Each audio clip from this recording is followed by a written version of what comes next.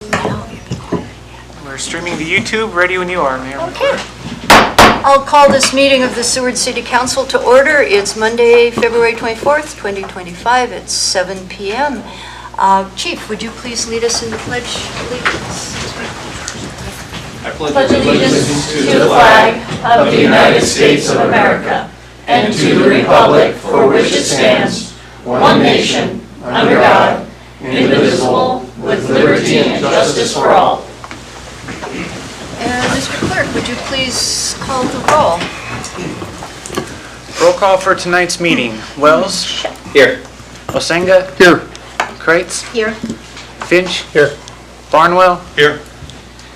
And Werner? Here. And Mayor McClure. Here. Okay, you have a quorum. Okay, thank you. And I'm going to move the proclamation up to now so that it'll be before the citizens' comments. And so I have a proclamation celebrating Urbac's 110 years in business. Dorothy and Susie, you want to come up here? I'm not 110, but I feel like And I think most people know Dorothy and Susie. But here, why don't you come up here and stand so the TV land can see your shining face? Yeah, just come on there. Yeah, turn around. 20 years ago I might have. You probably would have. I believe you. Okay, here's the proclamation. Whereas on July 26, 1915, Leon Urbach opened Urbach's Clothier in Seward, Alaska on 4th Avenue. And whereas Leon Urbach carried clothing for the working man. And whereas when Leon retired after 38 years of proprietorship on June 1st, 1954, his son Larry Urbach and wife Dorothy took over the store. And whereas today, Dorothy Urbach and her daughter Susie Urbach are business partners in the store, which continues to offer quality shoes, clothing, and accessories year-round. And whereas Urbach's continues to support the community by sponsoring the Urbach's Youth Basketball League. And whereas on April 11th, 2024, the Historic Preservation Commission awarded Urbach's with the prestigious recognition of being added to the Seward Register of Historic Places.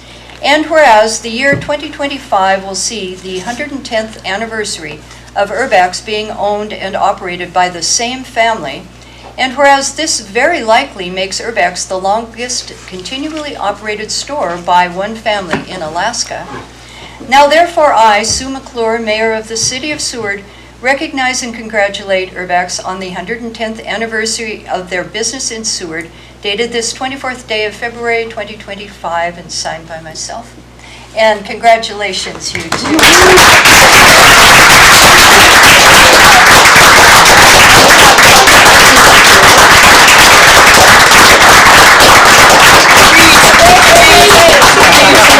We want you to say something, Dorothy. I got information from my daughter not to say anything, but I thank you all. That's not right. Going, and that's why we can celebrate, and we really appreciate it, and we love Seward.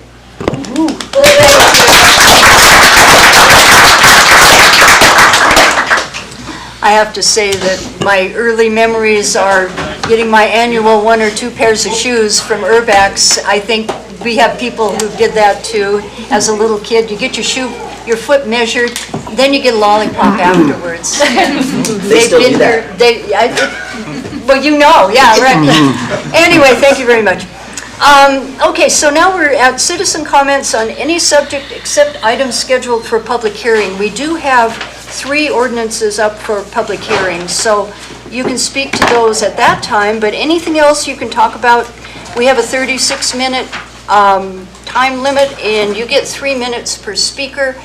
If you've signed in for this already, the clerk will read your names in order, and then after that I'll take shows of hands, and you'll have 3 minutes. But what you do is come up to the seat there with the microphone, and we'll need to know your name and if you live inside the city limits or outside. Mr. Clerk, who's signed up? There are 2 people signed in to speak. First on the list is Bruce Jaffa. Okay, Bruce. Even though we know you, we need your name and that. Try to remember. Yeah, good. And I have his written comments here to be Oh, okay. distributed.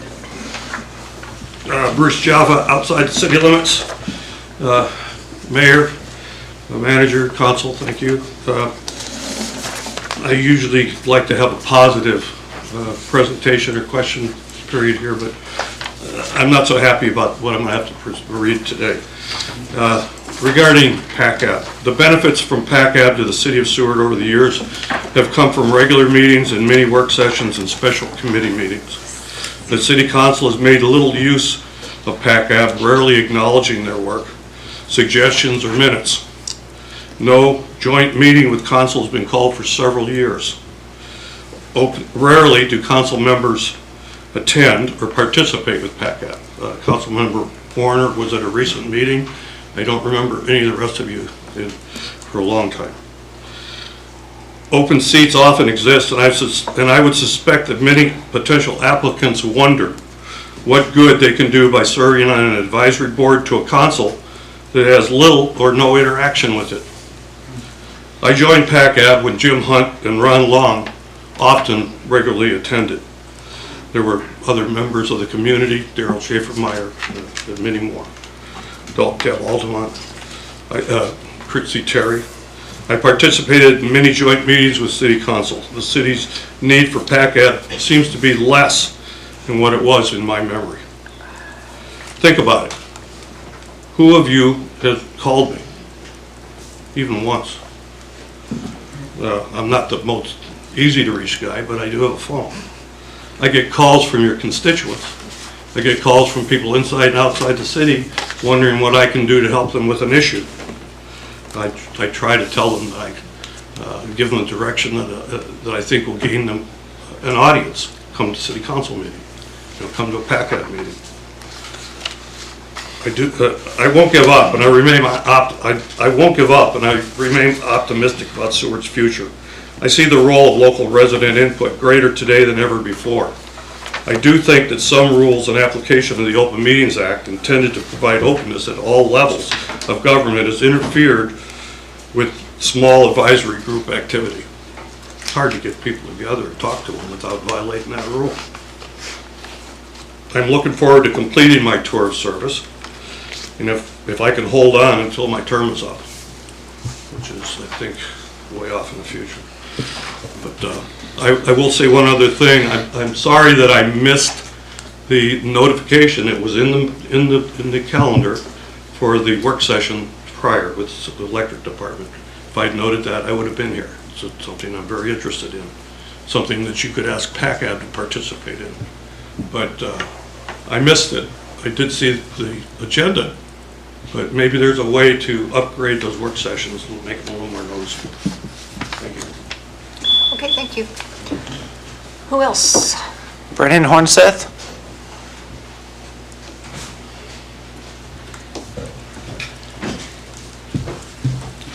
Hi, Brennan Hornseth, Inside City Limits. Good evening, City Council. I'm here tonight missing my recreational league volleyball game to humbly request to be reappointed to the Planning and Zoning Commission. I know P&Z isn't all fun, but I think it's important. I was new to the commission 3 years ago when I was first appointed, and I've learned a lot in that time, and I hope to use my experience now to continue to improve the lives of Seward's residents, health, safety, welfare, affordability, general well-being, as well as following your directives. I know P&Z has struggled with having a full commission in the past, and I hope with my application I'm able to bring the commission back to full strength. I'm not one for long speeches, so thank you for your time, and I hope I have your vote. Thank you. One second, is that all that's signed up? Okay, yeah, come on up. I saw a hand, that's why I asked.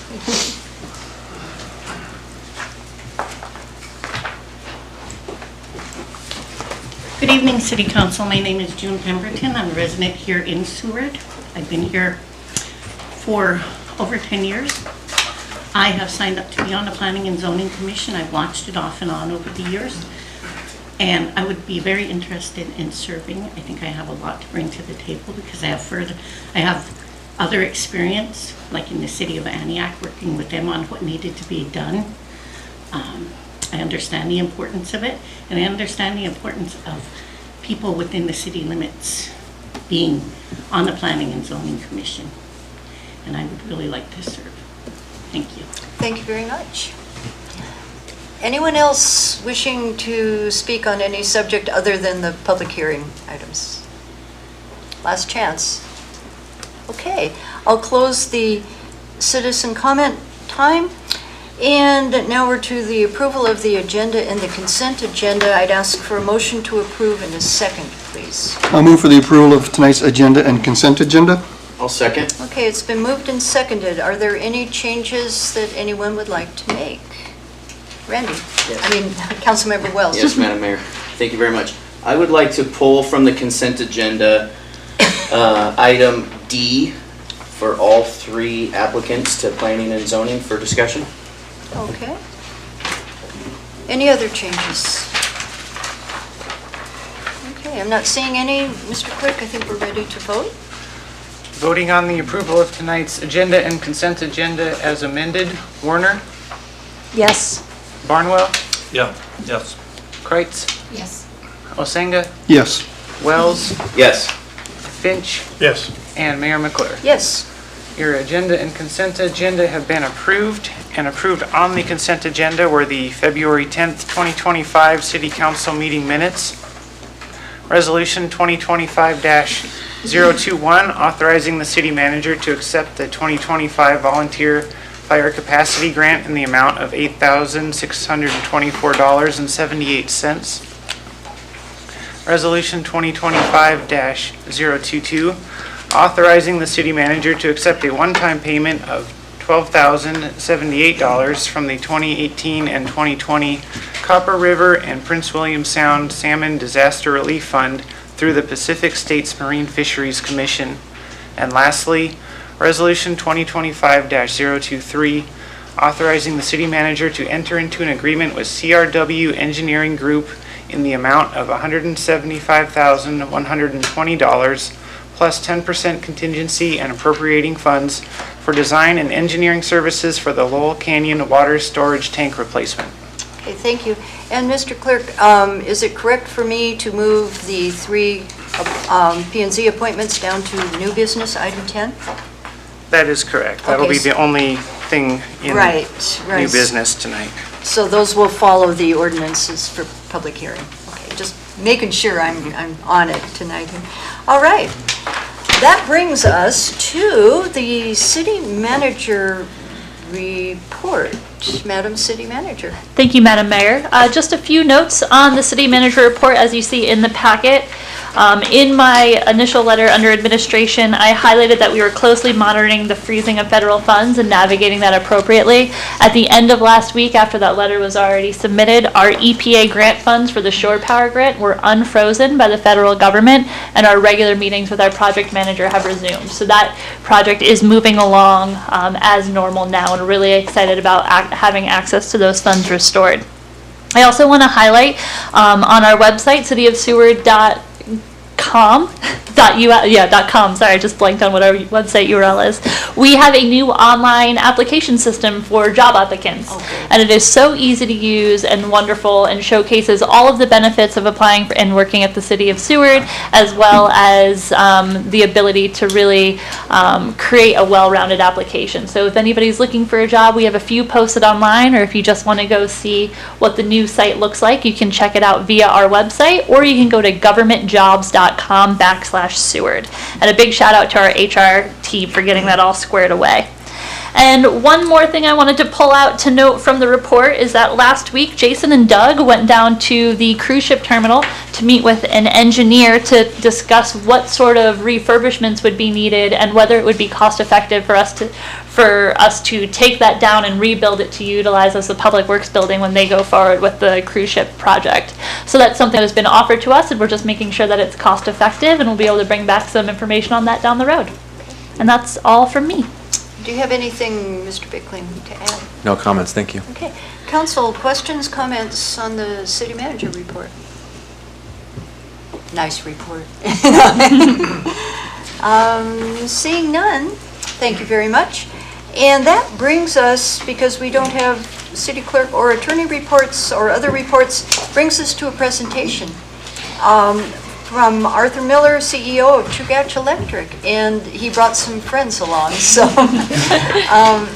you can go ahead with your presentation. Okay. Well, first of all, thank you very much for the opportunity to be here this evening. My name is Arthur Miller. I'm the CEO of Chugach Electric Association, and with me this evening is Julie Haskett, our Senior Manager of Corporate Communications, sitting behind me, and Trish Baker, our Senior Manager of Government and Business Affairs, handing out the presentation. You have hard copies as well. Oh, good. Is there a... He's got it. okay. I think she just asked. Oh. Thank you. Thank you.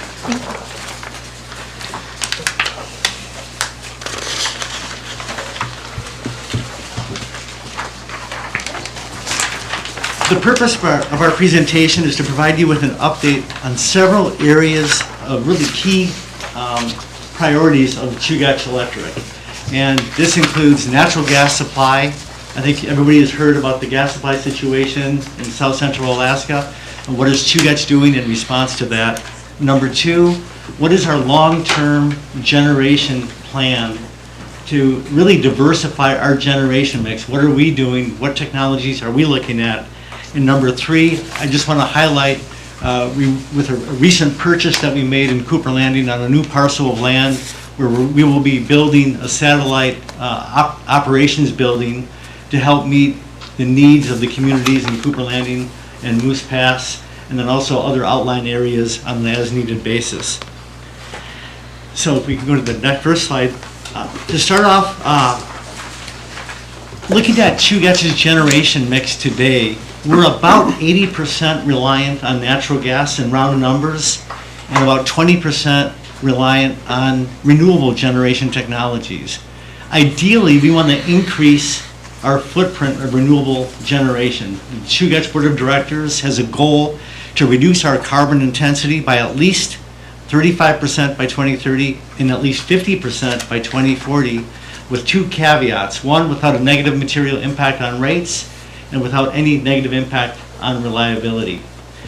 Out of our current gas supply requirements today, 60% are met through our 2/3 working interest in the Beluga River gas field. Hillcorp Alaska owns the remaining 1/3. The other 40% of our gas requirements are met through a long-term contract that we have with Hillcorp Alaska, and that contract expires at the end of first quarter of 2028. That 40% of gas is what we need to replace at the expiration of our contract with Hillcorp. In April of 2022, Hillcorp Alaska made an announcement that they would no longer be renewing existing gas contracts with the utilities in South Central Alaska. And that means we have to find a replacement source of that gas. And I'll talk more about that here in a little bit. Chugach, importantly, we are uniquely positioned in the rail belt. In fact, one of the very few utilities in the country that has a direct working ownership interest in a natural gas field. The Beluga River unit, as I mentioned, is owned 2/3 by Chugach, 1/3 by Hillcorp. That was the largest producing gas field in the Cook Inlet Basin in calendar year 2024. So we're very pleased with the production levels that we've realized from that facility.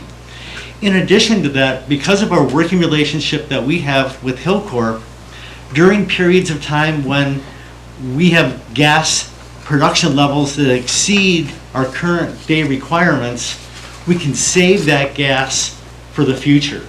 And that's an agreement that we entered into really just recently, last several months, with Hillcorp Alaska. And that's going to help set us up really for long-term success as we transition out of the current gas contract that we have with Hillcorp. In addition to that, we also have 2 BCF of gas in gas storage with Cook Inlet Natural Gas Storage Alaska. We are evaluating right now additional gas storage capabilities at the Beluga River unit. Right now we've identified about 20 BCF of gas storage capabilities at that facility, and that's attractive to us on a variety of fronts, one of which being it's the only west side, really material storage location for natural gas on the west side of Cook Inlet, which enhances reliability, reduces risk to the utility operations. I think everyone knows what happened about a year ago when there was deliverability issues with SINGSA, or Cook Inlet Natural Gas Supply Alaska, and we had to reduce how much gas could be extracted out of that storage facility, which impacted utility operations during the cold snap. We do need additional storage in the Cook Inlet Basin to address these types of situations. We also have backup reserves. We have diesel generation, 30 megawatts of diesel generation located in downtown Anchorage. We can run that generation today and put that gas that would otherwise would have been used into storage. We also have a 30 megawatt, actually a 40 megawatt battery located just on our headquarters campus, and that's owned by Chugach, 75%, Matanuska Electric Association, 25%. We also have had significant success in power pool operations with Matanuska Electric. Last year we saved over $3 million as a result of coordinated utility operations. This next slide is a graph that depicts our current gas supply situation really between now and and at the time of our expiration of our contract with Hillcorp, and then we go beyond that over 3 years.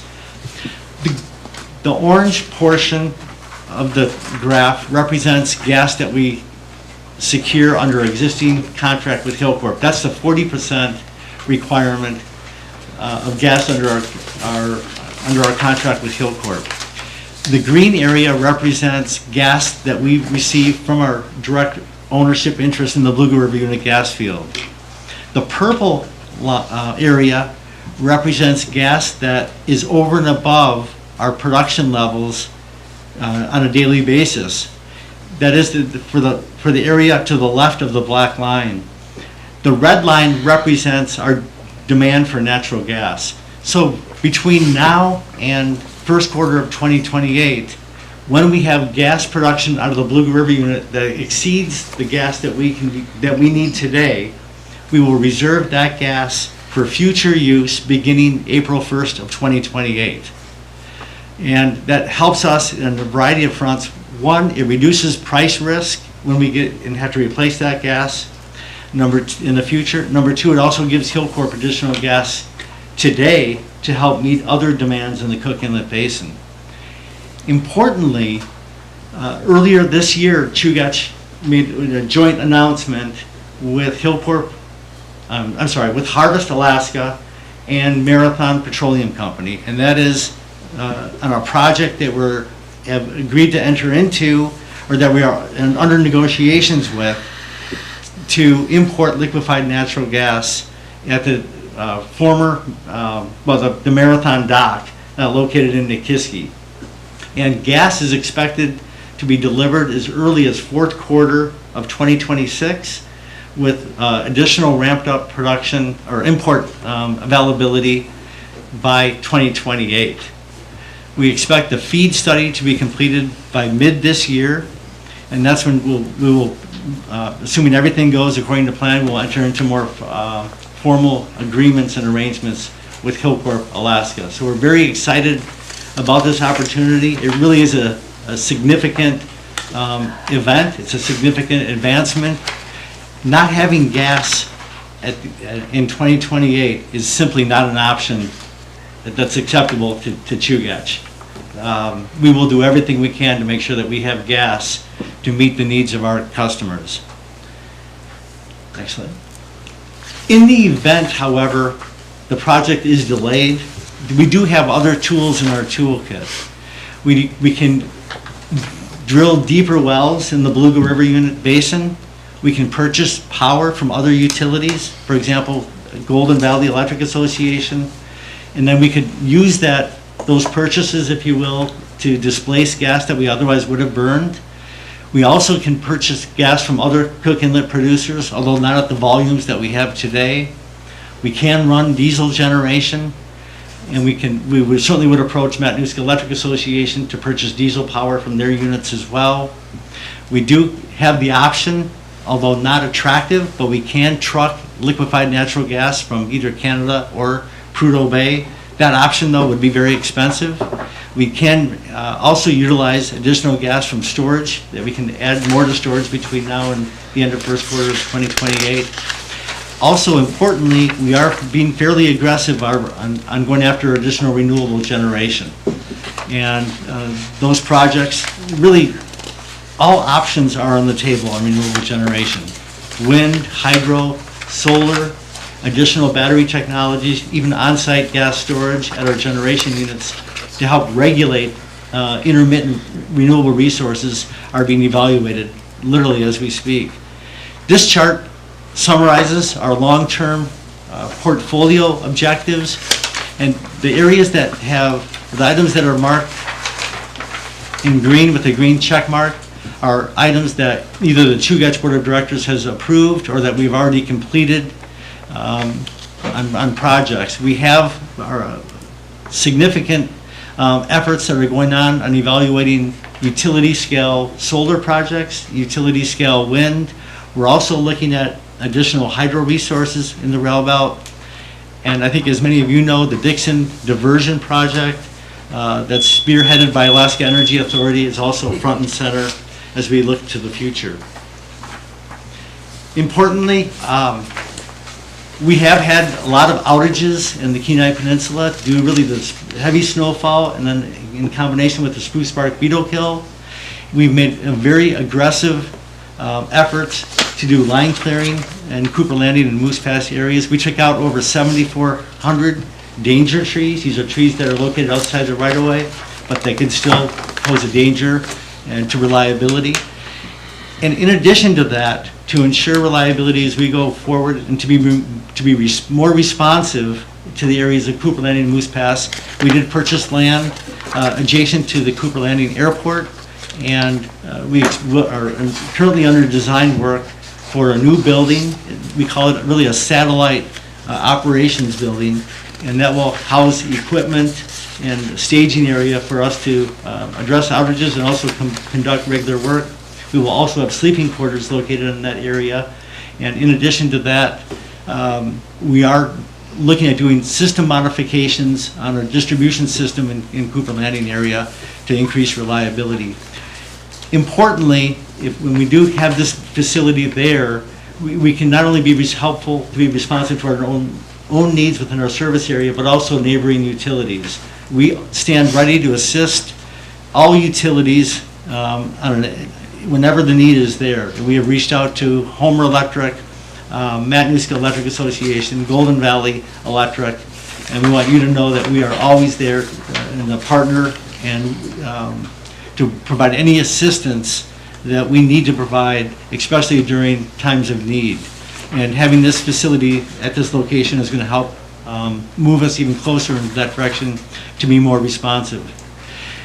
And then finally, I just want to mention that really appreciate the opportunity to provide electric service to you, to the city of Seward.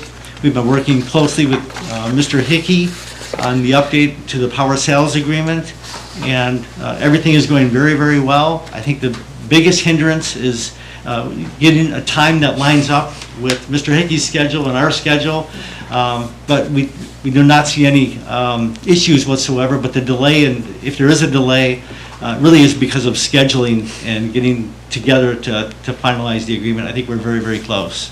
So with that, I know my time is up. I would be happy to answer any questions. Questions? Thank you, Madam. I Councilmember got Finch. 4 questions. Who are your 2 biggest customers? I will say that I can't identify specific customer names because of confidentiality, but I would say that in a broad sense, government, municipality of Anchorage, and airport and university system. So where does Providence. Seward rank in your customer size?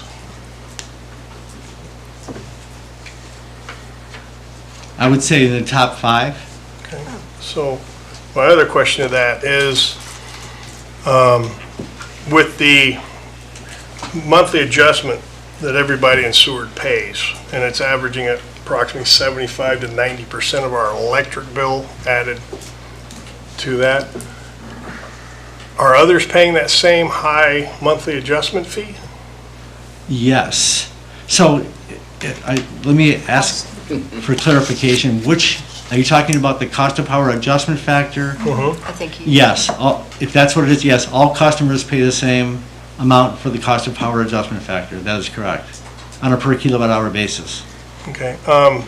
And one other question. If there is a shortage of natural gas, with Seward being in the top 5 biggest customers, if there is a shortage of natural gas, will we be shut off? So we have a special agreement with the city of Seward that if we had to do an interruption, that you have backup generation at Fort Raymond. We have, in general, when we go through a protocol on, let's say, first stage load shed, that's from our retail customer classes that, in general, they take the outages associated with that. I would never say never. There may be an instance where we would contact the city of Seward to run Fort Raymond generation. And that is the nature of the agreement that we have with Seward right now. It's an interruptible power sales agreement. And the city of Seward gets a break on generation related costs in recognition of the ability for Chugach to interrupt Seward. We do not interrupt Seward very often. In fact, it happens very, very infrequent. I think most of the time in years past when we had to run or ask Seward to run generation is when the transmission line has been out of service, like for example due to avalanches. Okay, thank you. Thank you. Other questions from Council Member Barnwell? Yeah, thanks for coming, by the way. I appreciate this. I know you guys have a lot on your plate these days. And it's really good to hear from the horse's mouth about this, because I've been reading a lot about this lack of, or upcoming gas shortage. There's a couple of things that one is why doesn't Chugach, NSTAR, and the city of Anchorage, for instance, work together and try to reduce the amount of gas being used, knowing that we're coming up with a massive shortage, and the fact that we're going to have to import fuel or gas. Why don't those 3 entities, I know NSTAR uses gas to heat Anchorage basically, and you guys are competing, but in this case it's a pretty obvious thing that working together, for instance, a major solar campaign, perhaps NSTAR could encourage people to convert to heat pumps, which I know would benefit you, but in the long run, we're all in this together. Have you had any kind of discussion as a group about any kind of creative solutions to this problem? That's a really good question, and the answer is without a doubt, yes. We absolutely have. We look for opportunities where our interests overlap and we can work collaboratively together. We are always interested in energy conservation. That's really critical as we go forward. In fact, our electric loads have declined about 1% on average over the last 15 years. We have recently started levelizing out, and now we have beneficial electrification coming in with electric vehicles. We are seeing some interest in heat pump technology and so forth. But we are working together wherever possible. As you know, there's 2 projects that are being looked at right now for importing LNG. One is the Harvest Chugach Marathon Initiative. I do know that Harvest has reached out to other utilities in South Central Alaska to gauge their interest in also participating in that. And then in addition to that, NSTAR is working with Glen Farm on a new greenfield facility just south of the Marathon dock.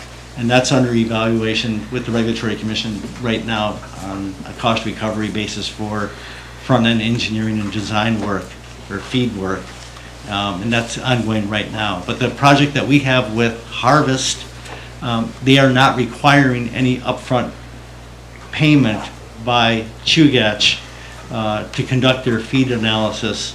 And I think another important aspect of this, of the Harvest project, is that any gas upstream is how we term it, is on the open competitive market for gas supply.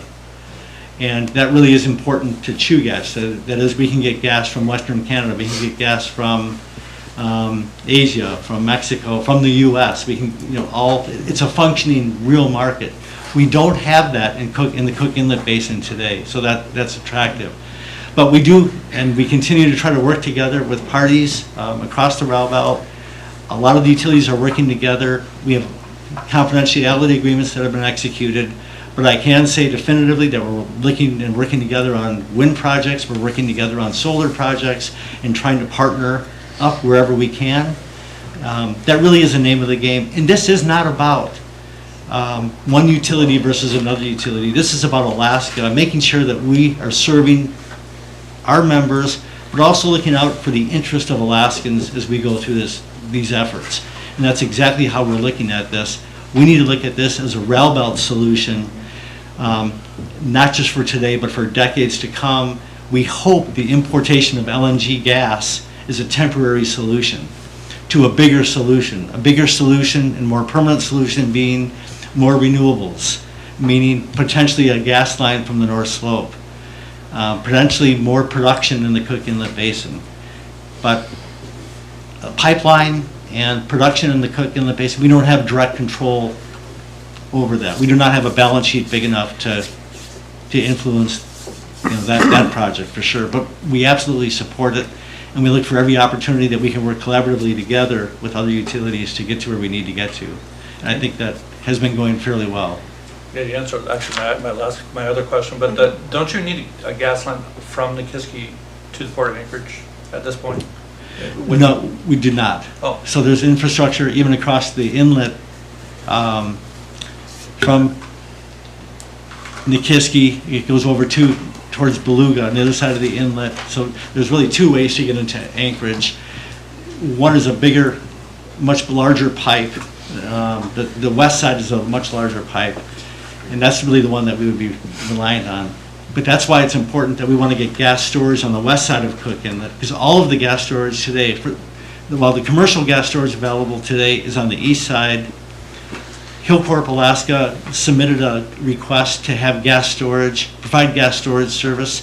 Most likely that would be coming from the Kenai Basin, and that's also on the east side. There is small pockets of storage on the west side, but nowhere really big enough for utility scale operation. The area we're looking at the Beluga River unit, on a preliminary basis, is about 20 BCF of gas. The utility demand for gas on an annual basis right now is about 60 BCF.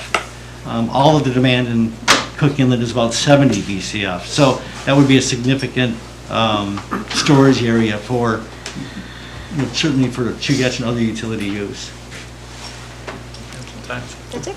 Thank you. Other questions? Councilmember Finch. Thank you, Madam Mayor. With it being announced 3 days ago that America would be purchasing from Japan, has that lightened the stress on Chugach as far as the natural gas? No, no, not at all. We're continuing to move down a path with Harvest, and I don't know what impact that would. Maybe I should characterize. I don't know what impact that would have on the global LNG market. Right now, I do not think that would have a material impact on what we're doing. Okay. Other questions? Just last question. You're sure? Yep. Okay. Councilmember Barnwell. I think I read recently that your expectation is somewhere in the vicinity of 15% hike in rates based on the importation of BC gas. Is that something you know about, or is that roughly right? It will vary by each utility. So for Chugach, it's about 10% increase, and I think that that's the initial impact, and I think that probably could be on the high side. And we're shielded by a lot of this because of our working interest in the Beluga River Unit gas field. And we're also looking at other ways to cut or reduce cost. And But number one, front and center really is that impact on our ownership interest in the Blue River gas field, combined with the underlift agreement that I mentioned with Hillcorp. That is going to help mitigate the rate impact. And that's why I think that number is probably on the high side. I think it'll be less than that. As the Beluga River field, however, depletes, then I think that will go down, or that will go up a little bit as the field life of the Beluga River unit gets closer to the end of its useful life.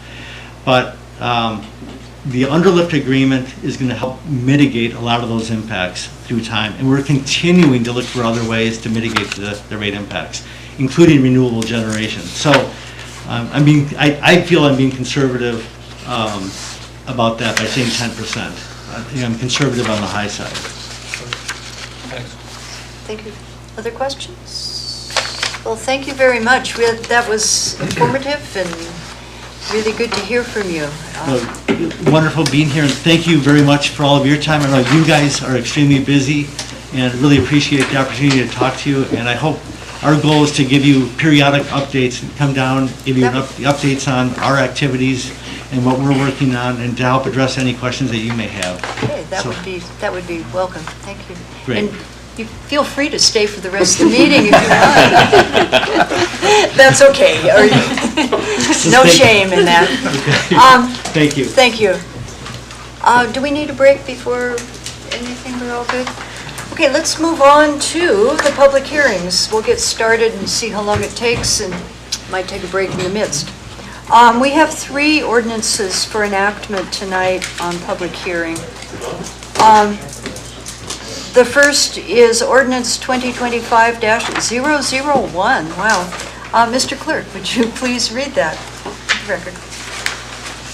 Ordinance 2025-001, an ordinance of the City Council of the City of Seward, Alaska, amending Seward City Code Title II Agenda and Council Packet. Okay, and you'll find that on page 57 of the packet. I'd ask for a motion to enact in a second, please. I move for the enactment of ordinance 2025-001. I'll second that. Okay, it's been moved and seconded, and administration would talk about this, but it's probably going to be directed to our clerk, correct? Yep. So, go ahead. Thank you, Mayor McClure. So this ordinance is sponsored by me, the city clerk, and I can give you a run through of some of the highlights now. I'm going to start on page 59, and this is addressing our current agenda, which I really like, by the way. I think it's a huge improvement over the one from 2021 when I first started here. And this is just to add some sort of fine tuning to it.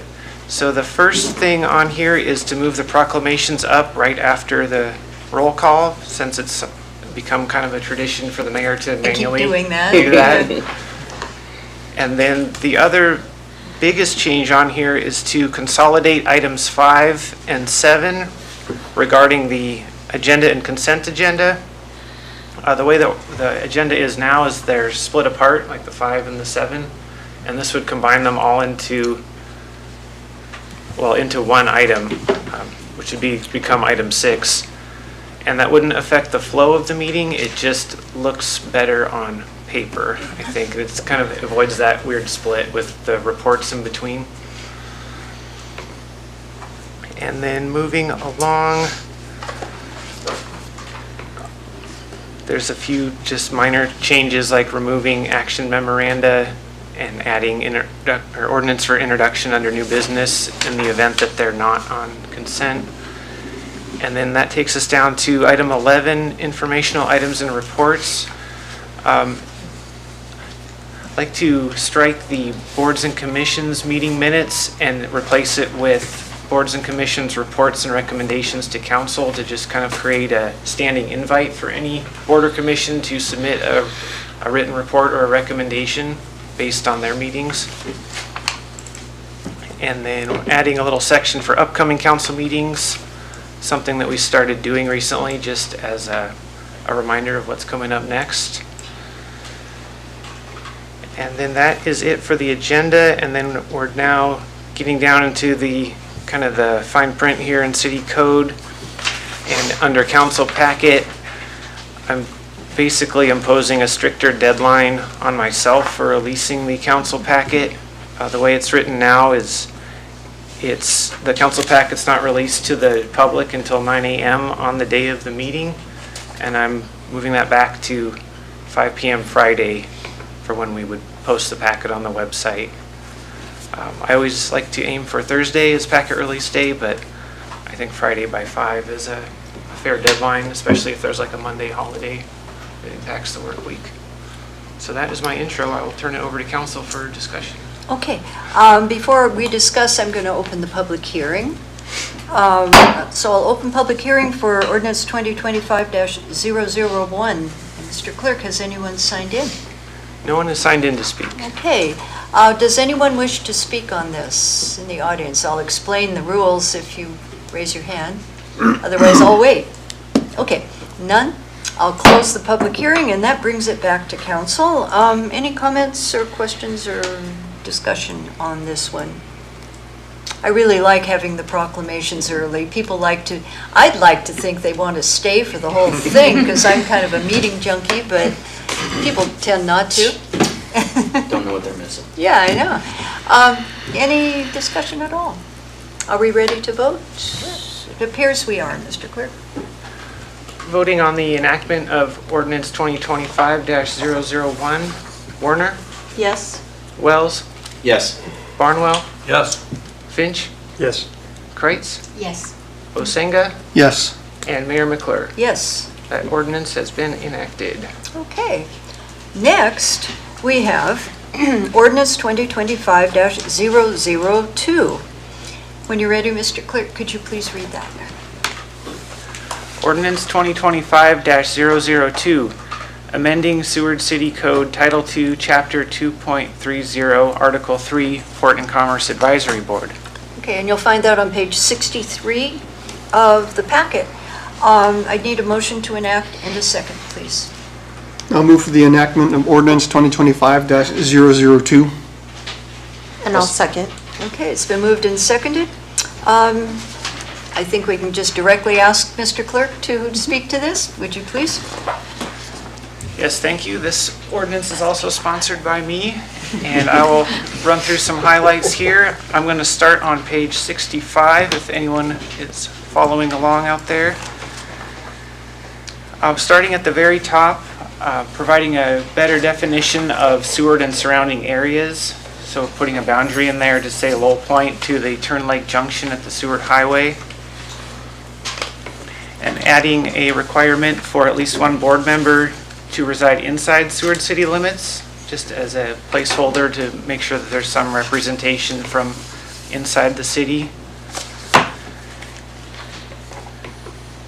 And then a lot of these things that were added are things that we're doing anyway, but they're just not written down in code, such as new members are taking the oath of office with the clerk and receiving a wooden plaque in recognition of their service or the engraved gold pan. Those things were not in code. We've just been kind of doing it based on what we do for council members. So I thought it would be nice to add that and make it official that the board members and commissioners are recognized for their service. And then in staff assistance to the board, I'd like to clean this up a little bit just for clarity in terms of which department is assisting which board, and in Pat Cab's case, it's the Harbor Department, along with the city manager's office, and the city clerk's office will attend the board meetings and take the minutes. And I was going to strike the line about city staff providing a clerk to the board. I just figure, well, for one thing, we are the clerk's office, so we'll clerk the meeting, and we've been doing it anyway, so might as well get credit for it. And then farther down in the meetings and quorum, this is kind of a big change. To have 4 affirmative votes required for any action. Currently, it's the majority of board members present, which could be a 3-to-1 or a 3-to-2 vote to pass something, and I would like to just have all the voting systems be the same. 4 votes for action seems fair to me. and it would reduce confusion switching back and forth between clerking council versus the boards and commissions meetings. And just to clarify, 4 votes is needed in all of the other boards and Right. commissions. PACAB is the one that did not have that clarification. Actually, P&Z, HP, and PACAB all go by the majority of those Oh, present. okay. Because P&Z has passed something by a vote of 3-1 recently, or semi-recently, which seems a little kind of flaky compared to a strong, like 4 Yeah. yes vote resolution. Thank you for clarifying. Thanks for the question. Is- And then a little more clarification in here on how to call for a special meeting or an additional work session, and deciding the format of the meetings, if it's more appropriate to have a work session or a meeting, regular meeting. Oh, and let me backtrack just a little bit to A, under meetings and quorum. 2 meetings per month for an advisory board seems like a lot. And especially compared to P&Z is required to just meet once a month, and historic preservation is twice a year. And so I was looking to strike the first Wednesday of the month and just do the third Wednesday for PACAB and leave their summer hiatus intact. And that is the end of my changes. That I didn't make any proposed changes to the powers and duties. So I will turn it back over to the mayor to call for the public hearing. Okay, thank you. I'll open the public hearing on ordinance 2025-002. Mr. Clerk, has anyone signed in? One person has signed in, Bruce Jaffa. Okay, and while you're coming up, let me just say for the record that you'll have 5 minutes to speak on this, and after everyone's spoken, you could come a second time for no more than 1 minute. I neglect to say that, but there it is. So you get 5 minutes. Not 6? Not right away. And we need your name and inside or outside, as we do. Bruce Jaffa, outside city limits. There's a summary of comments I have on the changes. First paragraph that I'll just read. Changes always come with mixed views. Improvements are viewed differently by different people. The last city manager and assistant manager felt broad changes to the city code were required, although the proven need of any of those was lacking. We had an English lesson in changing the code. This is not that. I think the clerk has correctly addressed some things that were a little confusing. The first look at this was a little bit weird. The recording of the meeting, it was taken out, but it was added as another paragraph. So a lot of the intent or a lot of the format is the same, but there are some things that changes. And so I'd like to go through a couple of them. 2.30.310A does offer clarity to ambiguous terms. The surrounding area by modern transportation extending to Turn Lake makes the boundary clear, and by coincidence includes by residents. Thank you for that.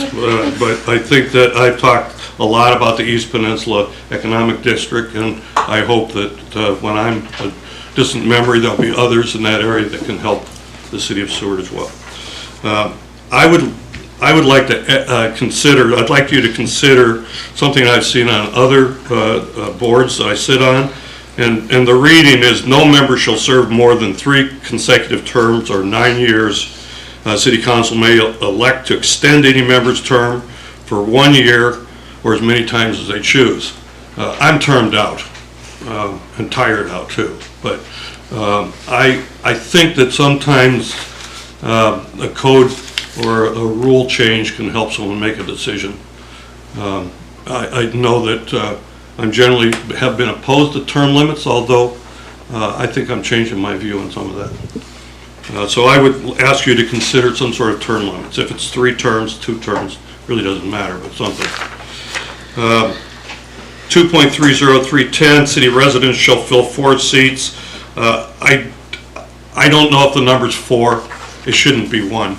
It should be, I would like to see a majority, or consider that it be a majority, so that the PACAB or any advisory group is never consists of a full or a majority outside the city limits. It's a city board. That you accept people outside the city, it's the only board that does that, and that's great. You know, if this was for the electric utility and you wanted to come in on electric utility, the Bear Creek people would love to have a majority. You know, but I think you should maintain a majority of in city residents. 2.30310 F and G, citizen volunteers, they don't serve for rewards. I appreciate the thought about a plaque, but frankly, I don't think anybody considers that important. And probably, I don't work for a plaque. I frankly don't work for recognition. I work because I think it's in the service of my community. So I would strike those two completely. Special sessions in the past, special sessions have been able to be called by 2 members of PACAP with the endorsement of the manager. I think it's important that the advisory board be able to call special work sessions or special meetings. In the past, we've had work sessions every month. We had the 8 meetings, and we've been busy at every one of them. In the last few years, there's been a diminished role for PACAP for some reason. We could consider what that should be, or why that is, but there are things that PACAP can do and want to do and are able to do. The people who are on PACAP today bring a variety of skill sets and experience. I was just remember Dorothy was here today. My memory goes back to, I remember Larry Werner, or Jack Werner and Larry Urbach and the Kawabis. I remember those folks. Not necessary for my work on PACAP, but I bring a little bit of something different. So I would hope that you could include some language that PACAP members can solicit special work sessions. Other than that, it's been an honor to serve on PACAP and a privilege. And I hope my contributions, whatever they've been, we've had some great successes. But as a sounding board, you know, that's your real opportunity to have a sounding board. That concludes my suggestion. Boy, you timed that perfectly. Thank you. Anyone else signed up? No one else has signed in to speak. Does anyone else wish to speak to this particular ordinance? Come on up.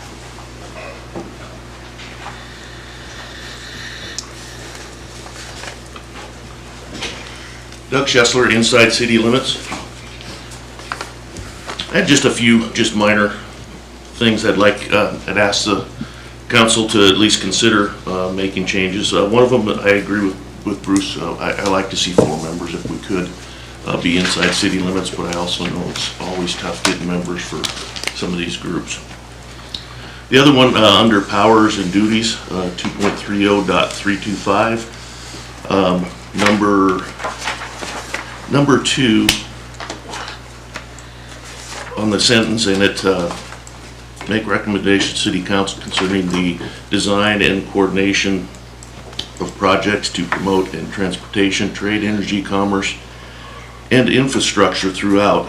Infrastructure to me is just very vague on what infrastructure is. What are we really getting on there? And I look at that being that if there's something that number 5 performs other duties as requested by council can be put in for anything. But the infrastructure, I would like to see the word related be in there. So it's trade, energy, commerce, and related infrastructure throughout Seward. The next one is on, this is my only other change I think, is on number 3 there. Provide input to the City Council on policy and procedure matters involving the establishment and continuance of commercial activity. There's a comma there. I'd like to see that comma struck and the word to.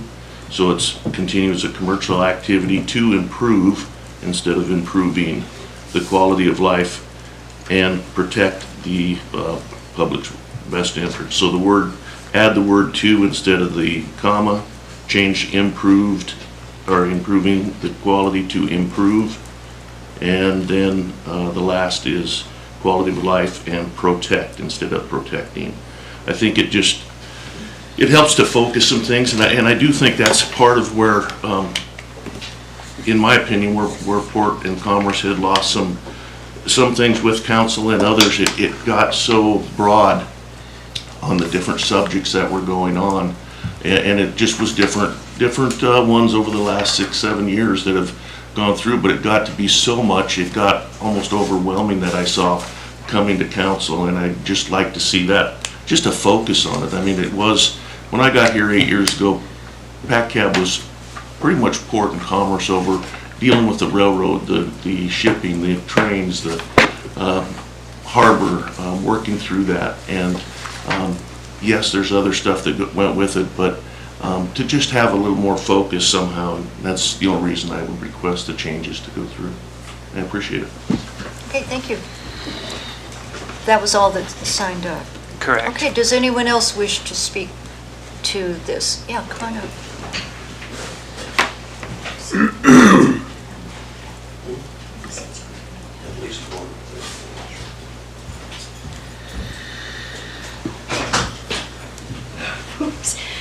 Becky Dunn, Inside the City.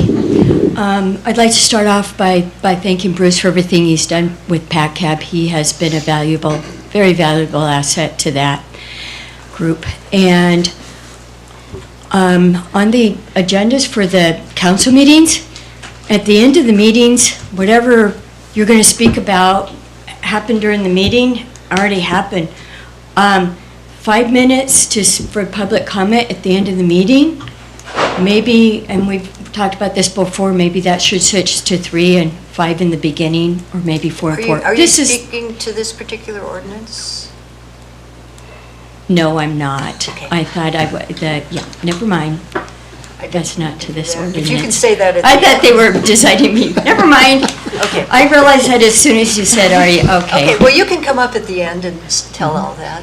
You know. Already did. Okay, sorry, I didn't mean to interrupt. I'm gonna go back with my tail behind my legs, and that made me forget Okay. what else I was gonna say. Well, I don't know. That's all right. Does anyone else, yeah, would you like to come up, Jen? To speak to the ordinance? Yes. Okay. My name is Joan Pemberton. I live within city limits. And I just wanted to say that I agree with Mr. Jaffa about having 4 people from within city limits on the board, because everything there affects me here. Okay. That's all. Thank you. Anyone else wishing to speak to this ordinance?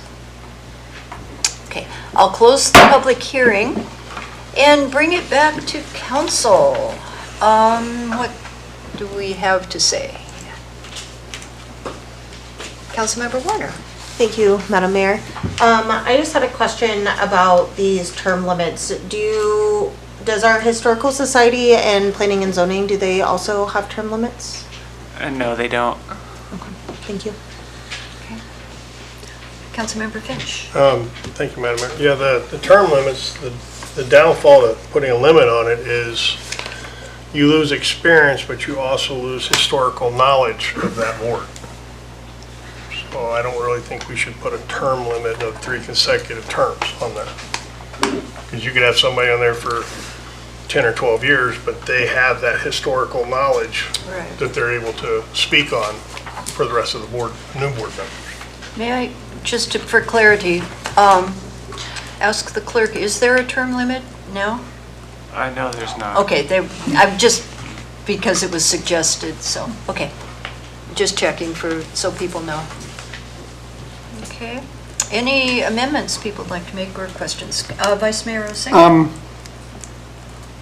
I guess my concern is the one in city limit line, and I don't see anything wrong with trying to fill this with 4 seats of in-city members. Are we having problems staffing this board? There is one vacancy on PACCAB now that's been advertised for a few months now, and no one's applied yet. Okay, thank you. It would take a motion to amend if we were to do that. in any level.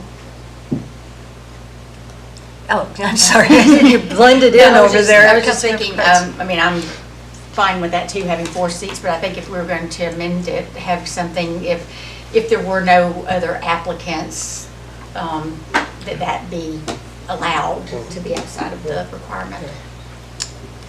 If you could come up with a motion to discuss it. Let's see, make a motion to consider having 4 of the seats on PAC cab filled by city residents.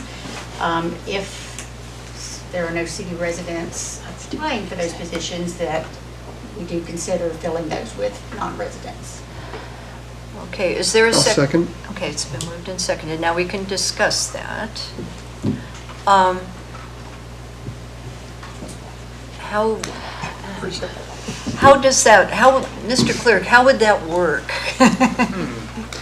How long would you wait? How would you re-advertise? I mean, is that a doable suggestion? I'm going to give an answer if I can, then I'll. I guess I want to start by saying that anyone who's on the board now would be grandfathered in. We wouldn't be like clearing house and starting over. Oh, yeah. So it would be kind of a gradual process of looking for applicants inside city limits to fill the vacancies as they come up. So it seems doable.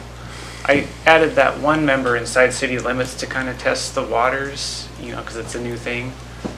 Jumping straight to 4 also seems doable. Just yeah. Currently, there's no minimum requirement. So Right. all 7 board members from PACAB could be outside of city Right. limits. So the one number was not arbitrarily chosen, but it was a first step. So it could be anything within that range. Okay. Councilmember Thank Finch. you, Madam Mayor. My question, if you were to put it out for 30 days and nobody applies, then you got, next month you put it out and it can be for anybody. Because if nobody's applying for 30 days, you could go months with that, nobody applies. So if they can't apply in 30 days, boom.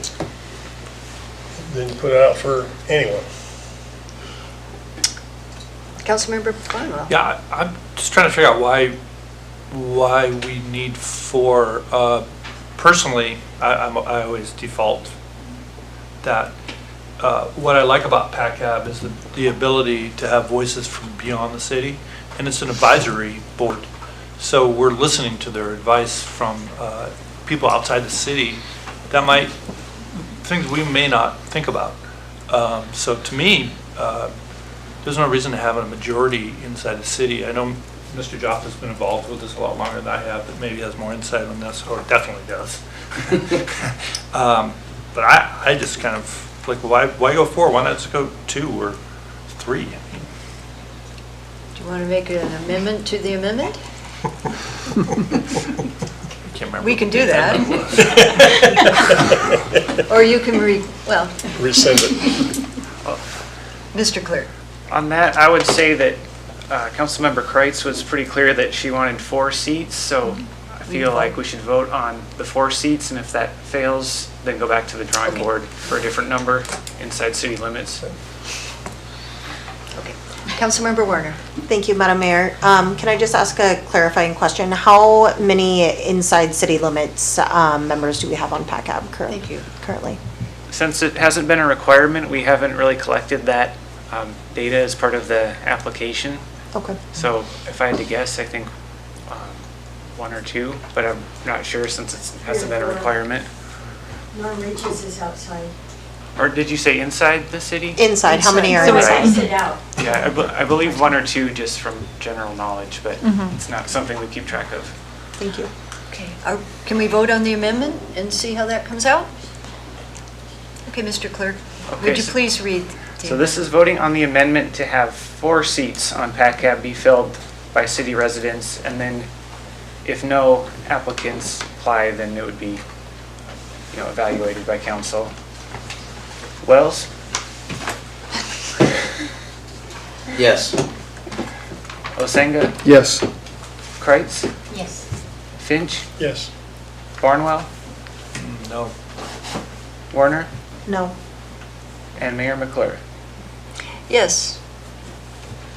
Okay, 4 in favor, or no, 5 in favor and 2 against. So that amendment has passed, and the main motion as amended is back on the floor.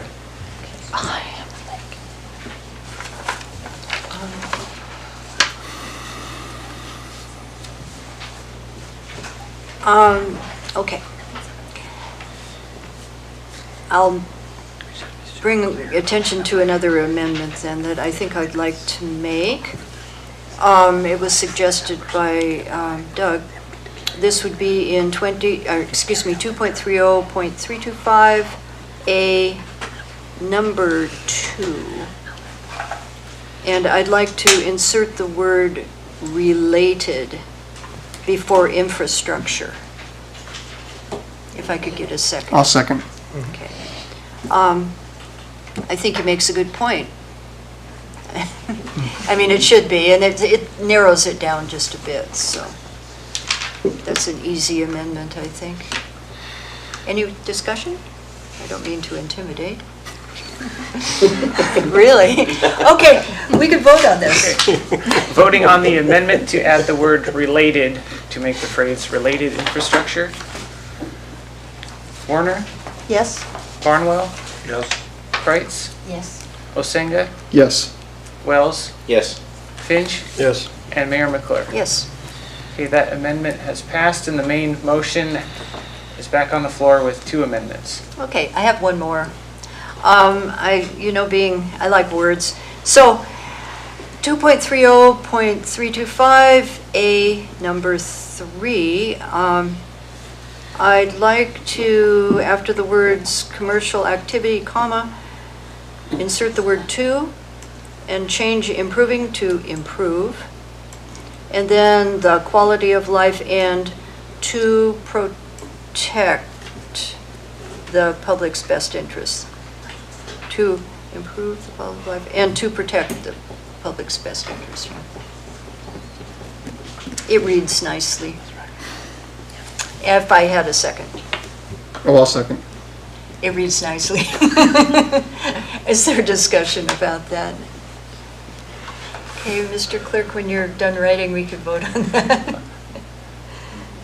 Mayor McClure, could you read the amendment, just how, like, the final version would read? Oh, yes. After commercial activity, comma, I think we keep the comma? No, comma. Remove the comma, insert to, T-O, change the word improving to improve, and improve the quality of life, and I'd like to insert the word to, and then take away the ing on protect. So it would read, to improve the quality of life and to protect the public's best interest. So to improve the quality of life and to protect the public's best interest? Yes, sorry, best interest. And ready to vote on this amendment? We ready? Okay. Warner? Yes. Wells? Yes. Barnwell? Yes. Finch? Yeah. Kreitz? Yes. Osenga? Yes. And Mayor McClure? Yes. Okay, that amendment has passed, and the main motion is back on the floor with 3 amendments. Okay, any other things, Councilmember Warner? Thank you, Madam Mayor.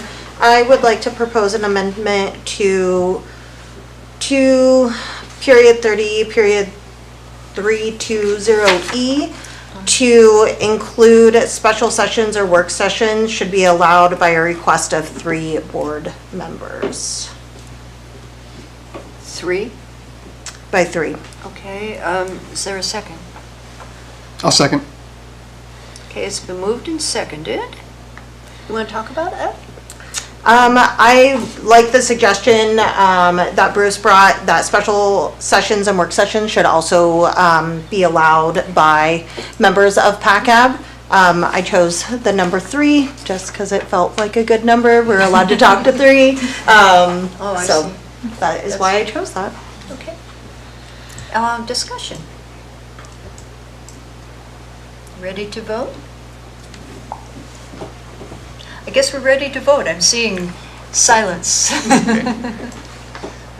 And Councilmember Warner, just to clarify, this amendment is to allow special meetings or additional work sessions may be called by 3 board members, Correct.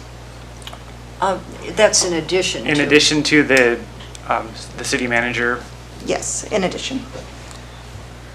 Okay, voting on that amendment, Barnwell, Yes. Finch, Yeah. Kreitz, Yes. Osenga, Yes. Wells, Yes. Warner, Yes. and Mayor McClure. Yes. Okay, that amendment has been approved, and the main motion is back on the floor Okay, as amended. anything else? Are we ready to vote on the main ordinance? I think we are. Okay, final vote for ordinance 2025-002 as amended. Barnwell, Yes. Kreitz, Yes. Warner, Yes. Osenga, Yes. Finch, Yes. Wells, Yes. and Mayor McClure. Yes. Okay, that ordinance has been enacted. Okay. And lastly, we have ordinance 2025-003 for public hearing. I need a motion to enact and a second, please. I'll move for the enactment of ordinance 2025-003. And a second. I'll second. Okay, it's been moved and seconded. Mr. Clerk, you want to talk about this one? Certainly. Thank you, Mayor McClure. This is the third and final ordinance tonight that I've sponsored. And this one is very similar to PACAB, so I can keep it a little shorter. We're defining the city of Seward and surrounding areas. We're adding at least one commissioner reside inside Seward city limits.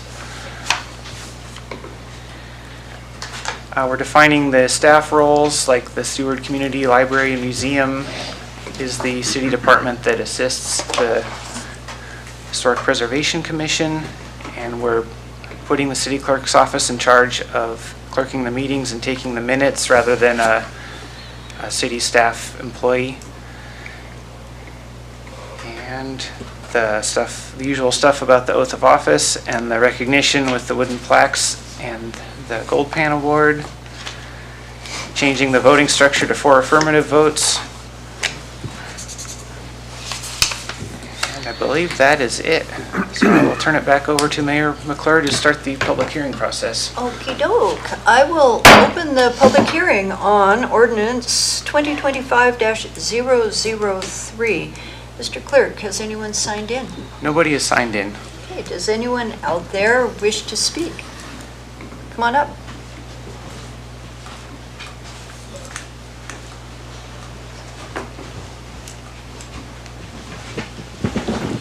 Bruce Joff, outside city limits.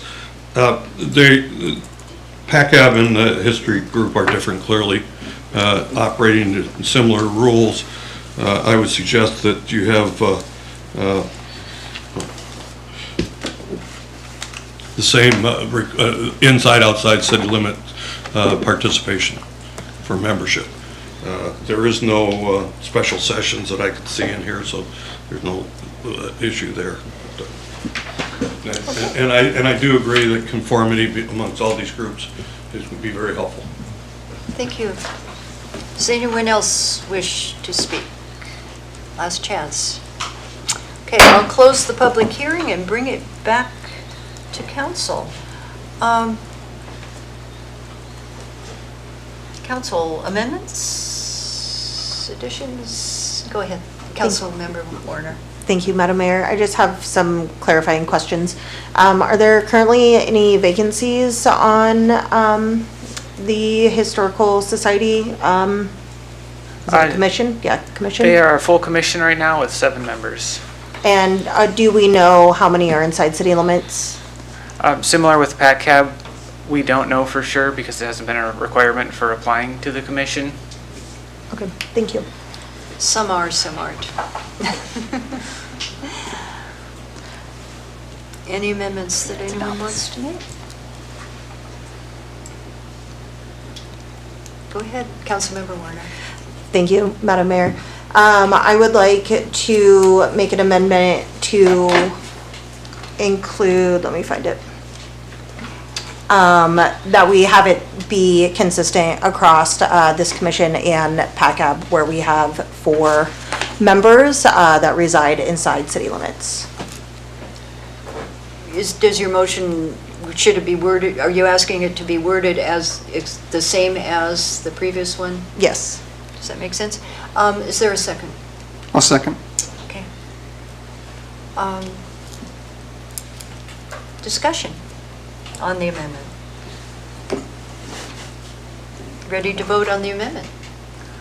Voting on the amendment to have 4 members of the Historic Preservation Commission reside inside city limits, and this one will be the same as the PACAB one. Kreitz, Yes. Finch, Yeah. Barnwell, Yes. Wells, Yes. Osenga, Yes.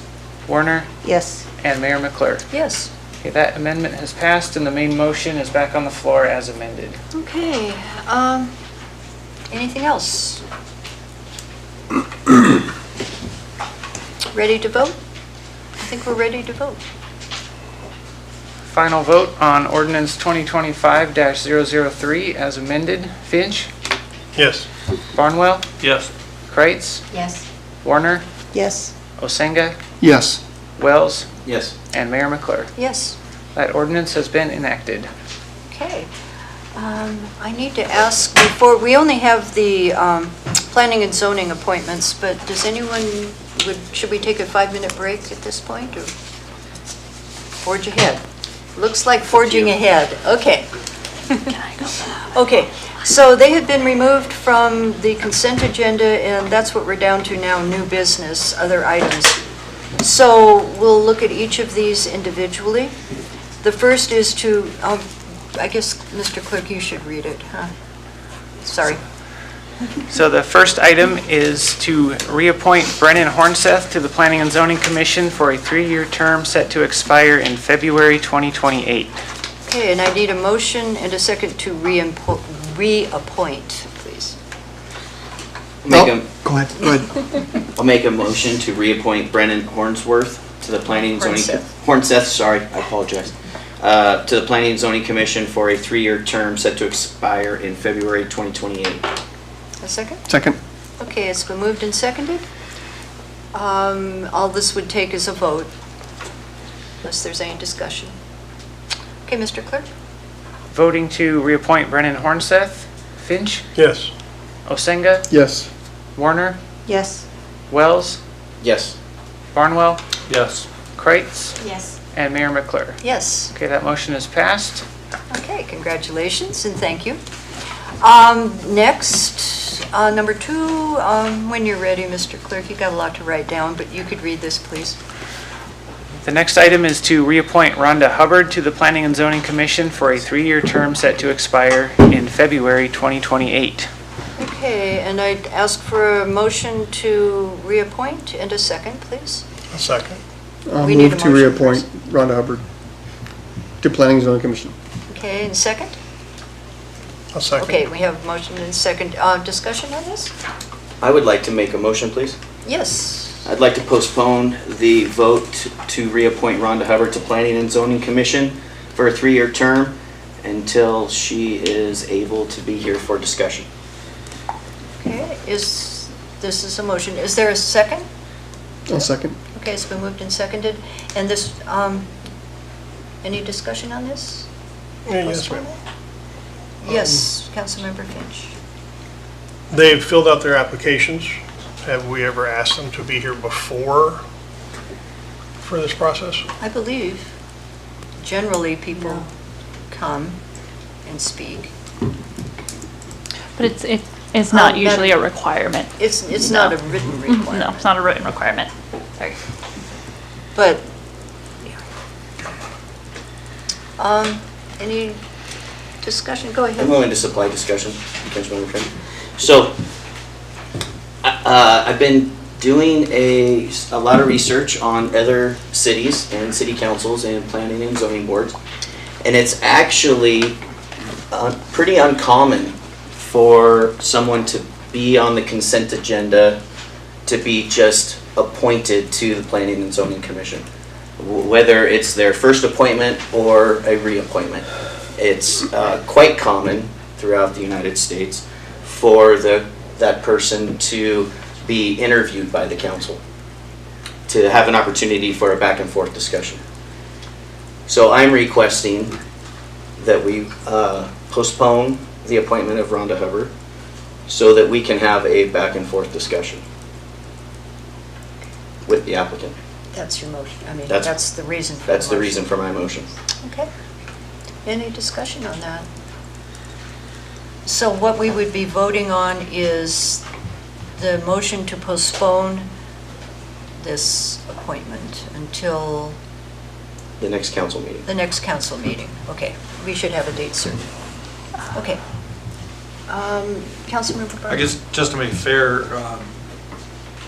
well, Brennan was on the board prior to this.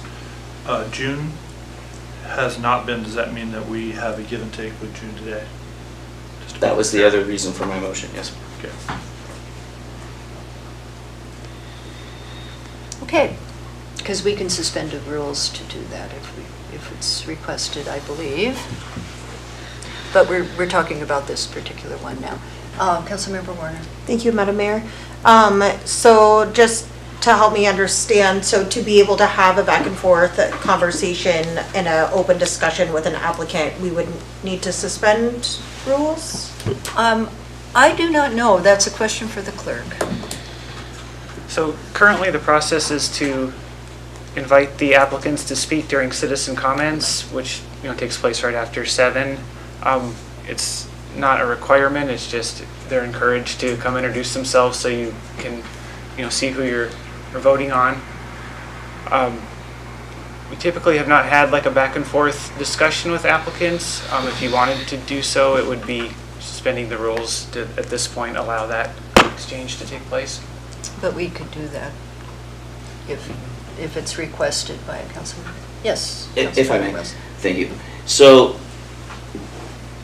I think that this is an important process for the community as well, so that the council isn't just appointing people, right, for these positions. The Planning and Zoning Commission is a extremely important commission, and it is going to lay the groundwork for the future of our community. And no matter who the applicant is, I think that the council and the applicant should have an opportunity for some back and forth questions, or not, before they're appointed. So that we know so that the council knows who the applicants are, more so than just what's on the application. Okay. Councilmember Warner. Thank you, Madam Mayor. I would ask if that would need to be a change in our charter to open up discussions with applicants to P&Z or any of our other. That would be a clerk question, I believe. I think it would be a worthy discussion item at the next council meeting to talk about what changes we would make to our procedure to allow this more interview style approach to a commissioner. Councilmember Warner. Thank you, Madam Mayor. Just one more. Are we familiar with any other communities within the state of Alaska that has this type of process? I've never looked into it. So, if I may? Councilmember Wells. And so I've done a general research throughout the entire country. And so I apologize, I'm not prepared to speak to what generally happens within the state of Alaska. And I have brought this concern to the clerk and was hoping that come March 11th at our next meeting that we could have a more educated discussion on possibly changing how we move forward with appointing commissioners to the P&Z board. You okay? Vice Mayor, and then I'll get you. I gotta figure out how to say this right.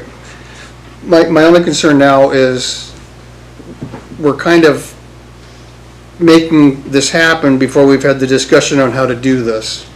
And that's where my problem is lying with this. If we don't have a process for doing this now, we probably shouldn't start now. We should probably get the process put in place first and then go down the road and in the future, we can start having these discussions, but right now, I'm not really comfortable with this process being proposed. Well, you can go ahead, Thank you. but then I'll get you. I'm sorry. Thank you, Madam yes. Mayor. So we as council, we have the opportunity to appoint and to remove planning and zoning commissioners. And it's important for us to appoint commissioners that we know they don't have a hidden agenda, that we know that their goals for the growth of our community align with the goals of the council. And I don't mean just this council, I mean councils moving forward, commissioners moving forward. And the only reason why I recommended to postpone the appointment for Mrs. Hubbard is because she's not here. Otherwise, I would have asked just for an open discussion. So I was... Okay. Councilmember Finch. Thank you, Madam Mayor. Had your hand up a long time. Correct me if I'm wrong, this is Rhonda Hubbard's renewal for planning and zoning, so she's known publicly.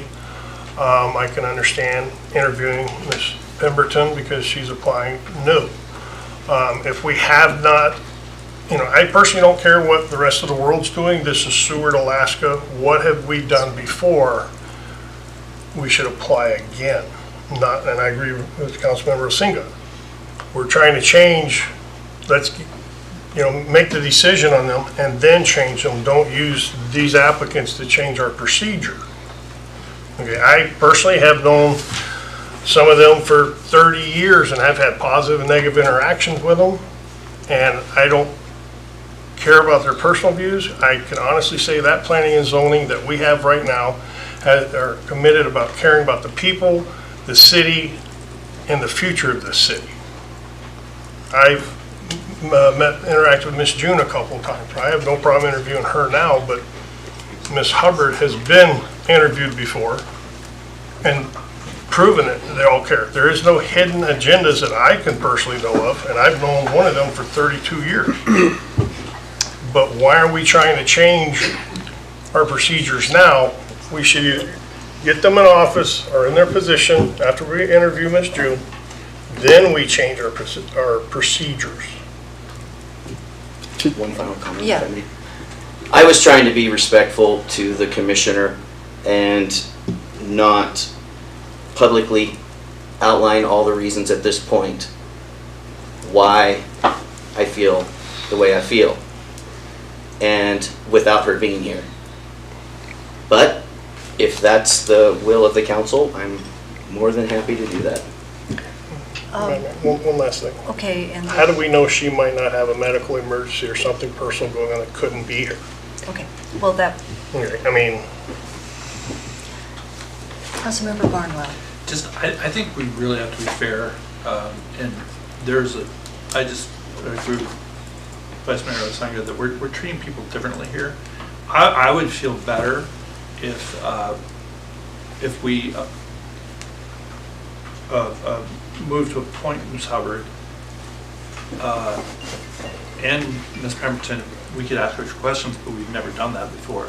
And then if you have a personal problem, Not personal, legal. or a legal problem with Ms. Hubbard, that we bring it up in another context. Okay.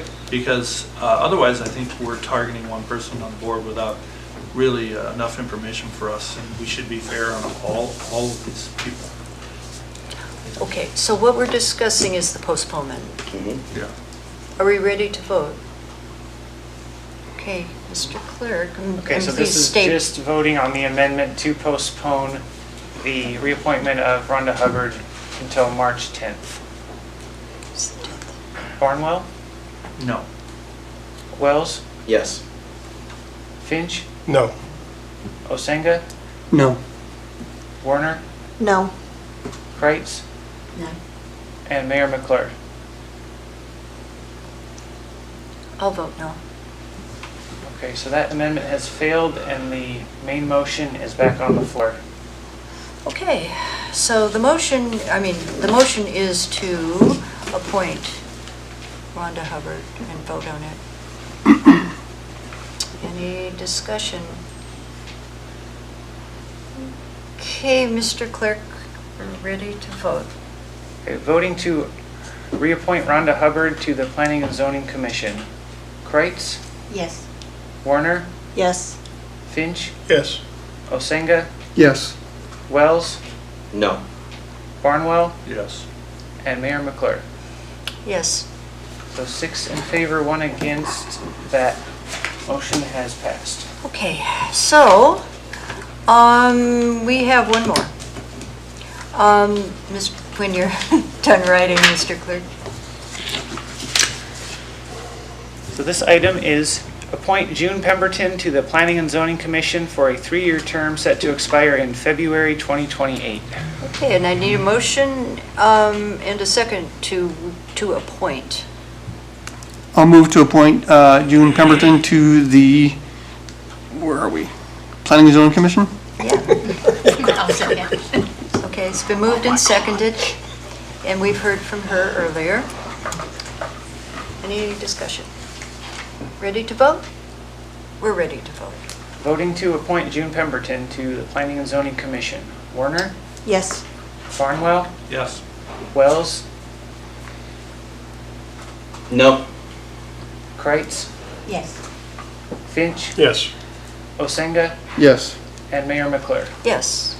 So that motion has passed. Okay.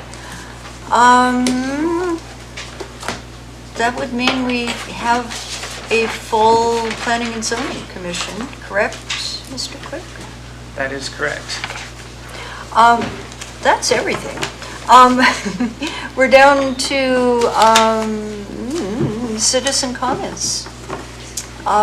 This is where you get a whole 5 minutes to talk on anything you want, and all you gotta do is raise your hand and I bring you up here. So if you want a shot at that, Mr. Jaffa, you can be the first.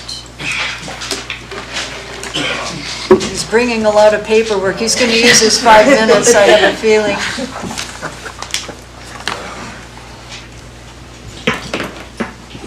Bruce Joff, outside city limits. Interesting meeting.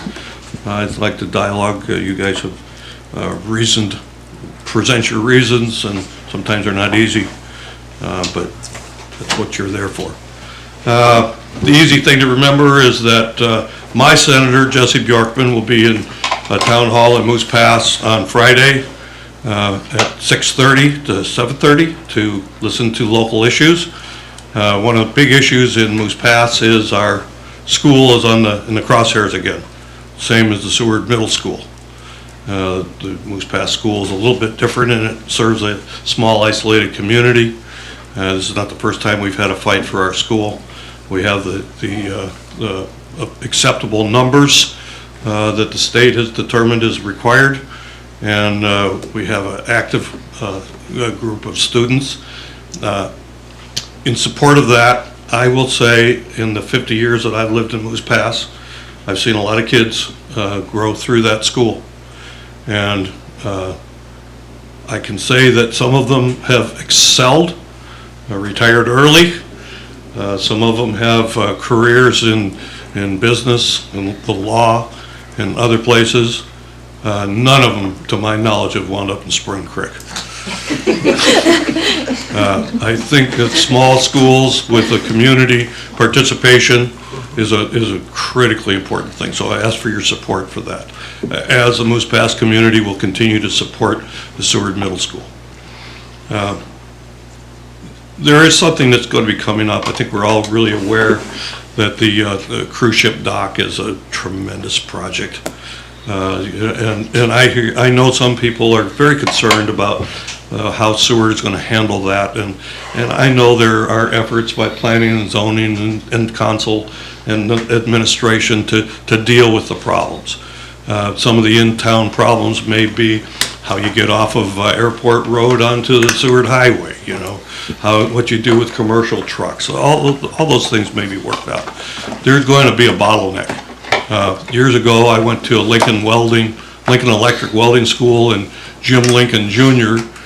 taught a course that said incentive management. You find a bottleneck. Wherever you go down the road, you find a bottleneck and you attack that bottleneck. The bottleneck is going to be the Seward Highway.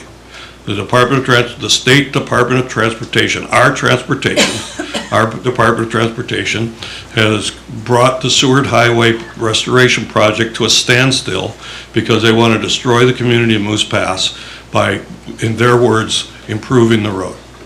It's as simple as a haircut and a shave. All they need to do is blacktop that road. And with your support, that can happen. The Department of Transportation is willing and has on the table a consideration to break the project from about mile 28, which is Dead Man's Curve, or just the curve just north of Moose Pass, clear to the Y.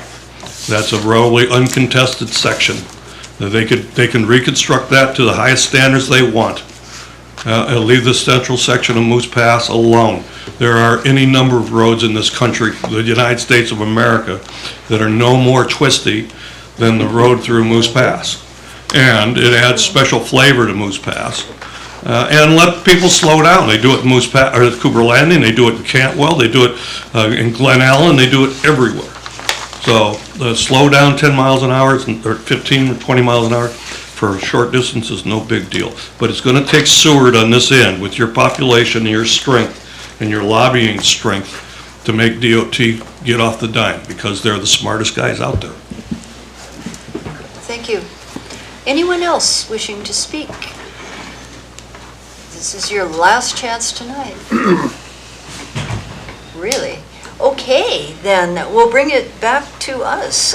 Council and administration comments and responses to citizen comments. Administration. Thank you, Madam Mayor.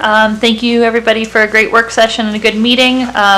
The mayor and Councilmember Wells and I will be heading to Juneau on Sunday for lobbying with the state, so looking forward to that. And we'll report back at the next council meeting about how that turns out. That's all for me. Mr. Bickling. No comments, thank you. Okay. I'm going to start with Councilmember Kreis. Yes, several things. I wanted to thank Mr. Hickey for the work session. I think that was extremely informative for us, and I do feel like city management and electric management are definitely setting us up for success, and thank you. I want to thank Mr. Miller for the CHECH presentation. That was very informative as well for us. And to Mr. Jaffa for his discussion on all his things tonight. When you mentioning the school, I am very concerned about the school closures from Moose Pass and here. You know, it came to my attention that the school system on the other side of the peninsula is paying facility rental for ice hockey, for the students to have ice hockey teams over there when we don't even have arts and music here, so a little concerning. That's it? That's it. Okay, I'm going to work this way. So, Councilmember Finch. First off, I'd like to say congratulations to Urbox. I mean, 110 years, that's quite impressive. Thank you for the electrical update. Congratulations to planning and zoning appointees. But I would personally like to say a thank you to City Clerk Peck, because he continues to try to streamline and create more efficiency for us, and that means a lot to us. So, thank you. Very welcome. Nice. Okay, Councilmember Wells, just going down the line. Sure. Multiple comments, but the one I'm going to comment on tonight is thank you to Mr. Bruce Jaffa, and the comments that you made earlier actually had hit home with me previously, and so you know I have been speaking with admin regarding how in the council packet, the new council member packet back in 2022 talked about council appointing a liaison to both PACAP and to planning and zoning, and I have expressed that I think that although we can all watch this on P&Z, or watch P&Z and watch PACAP on YouTube, I'm not sure that that's as good as having a liaison. And I believe what Mr. Jaffa said today proves that the council needs a liaison with both PACAP and P&Z so that they know they're being heard. And I want you to know that I've been thinking about that already, and I'm going to work on that. Okay. Thank you, Mr. Jaffa. Councilmember Barnwell. Thanks, Brian, for coming in. That was a great report on the electrical. It's a lot of money for us. It's nice to have MEA. You guys have been a real nice bright spot for us in trying to figure out this electrical problem. So it's a big one, and we appreciate it. Feel confident in your hands. She got electric too. It was great those guys came down. it's a huge problem statewide, and it's just super important that we're staying on top of this. So that's great. Mr. Jaffa, you may not always recognize that we value you, but we do. You're kind of like, for me, you're just a solid figure that always has good sage advice. So I appreciate all the work you've done for us. And we're not calling you all the time, but we definitely miss you when you're not here. You're a good voice, always. So thank you. And as far as that school, that Moose Pass school has always overperformed. It's been a fantastic school, as well as the whole town of Moose Pass personally. And that road, I totally agree with you. I can't agree more. I don't understand why we need to go fast through that town. So I would fully support that. So thanks. Okay, Councilmember Warner.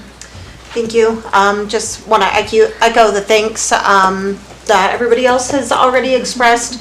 Thank you, Mr. Jaffa, for bringing up your recommendations for some of the amendments to the PACAB portion that our clerk brought forward, and also just thank you for all the information on the utility. It's definitely a weak spot for me, so I definitely gained a lot of information today. Thank you. Okay, Vice Mayor Osenga. Boy, everybody said everything I was not thought to say yet. Thank you for the electric utility update. It's good to know where we are at and our current upgrade projects and where we need to go from here in our future. Bruce, yes, you are an important figure here. You, again, I don't call you, but I do listen to, when you talk, I listen. Thank you to administration. Thank you, Clerk Peck. Thank you to the people that signed up for Planning and Zoning Commission, and congratulations on the reappointment. And everyone have a good evening. Okay, well, they said it all. What can I say about Bruce? You know, we appreciate you, we do. I remember back in the old days when I first got on the Borough Assembly and I was terrified of you, but then you said you weren't as mean as you came across at that one meeting. And I've learned to love you since, so we do appreciate you. This was an interesting and good meeting with presentations and lots of stuff. I want to congratulate the Urbachs. You know, like I say, they go way back in the city, and so does my family, and it's an important thing. As far as energy goes, I spent, I don't know how many hours on Zooms with Mayor Bronson's Mayor's Energy Coalition, and I learned a whole lot about alternative energy and about all of the gas problems and all of that, and I kept saying we're the ones that, you know, we don't even get natural gas here, except for the fact that, you know, our electricity is, you know, generated by it. But anyway, it's always good to hear what's happening in that realm and to keep up with that. I watch all of the meetings on YouTube of everything, so I'm meticulous about that. It might not be at the moment, but that evening, so I am aware of what's going on there. Since that's available, it's so nice to be able to just sit home with the cat and watch the meeting, you know, so I'm choosing that, I guess, the lazy way out. We will be going to Juneau, and I'm not sure there's a lot of money to be had, but we're going to be doing the lobbying that we normally do there, and it will be nice to talk to our representatives. I've got some, you know, friends there too that it's nice to relate to. So any other additional comments? There's usually one or two, so I'll open it if there's Bob. No. Okay. Oh, there is. Mr. Jaffa, that's a historical knowledge I'm talking about. Oh, yeah. Right there. Okay. Yeah. Okay. Thank you all. Okay. With that, I will adjourn the meeting at 8:49.